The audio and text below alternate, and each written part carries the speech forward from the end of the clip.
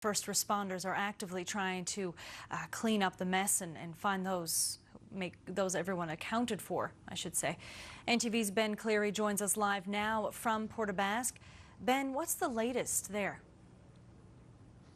Good evening, Amanda. Well, I spoke to the fire chief here in Puerto Basques earlier today, and he said it's still too dangerous for many of the residents to return to their homes if their homes are still standing.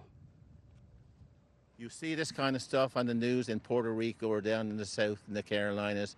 Never dream it could happen in Puerto Basque. Jerry Musho has been the fire chief in Puerto Basque for 13 years.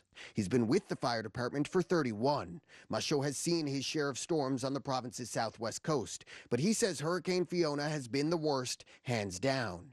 Today, the fire department is working to clear debris and make sure everyone is safe in the hardest hit areas of town. At the moment while we're standing here, we're waiting for Newfoundland Power to de-energize this area to make it safe.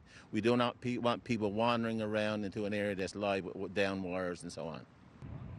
Many residents in Puerto Basque aren't allowed back to see if their homes are still standing. Some areas of town are just too dangerous. The Puerto Basque fire chief says that's the hardest part. It's upsetting, and when you talk to some people who want to get in and see their houses, it's heartbreaking, saying we can't let you in because of the situation, and they're still not safe. The roads are cracked in some places, and as I said, power lines being down.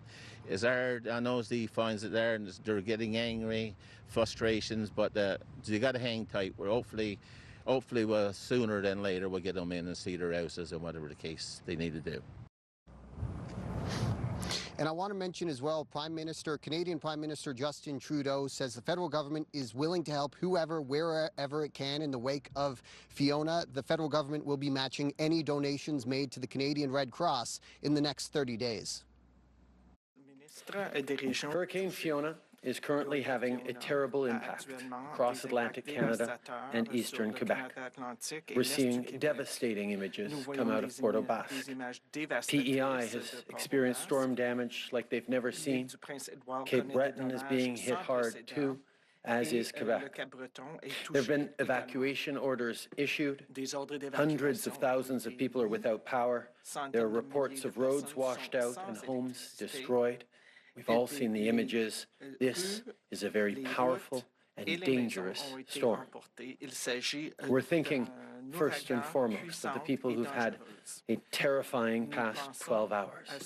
People who've seen their homes washed away, seen the winds rip schools, roofs off. As Canadians, as we always do in times of difficulty, we will be there for each other. And lastly, Amanda, I want to mention Premier Andrew Furey will be arriving in Puerto Basque tomorrow. He had been in Gallipoli for a dedication of the final Caribou Monument. Thank you very much, Ben.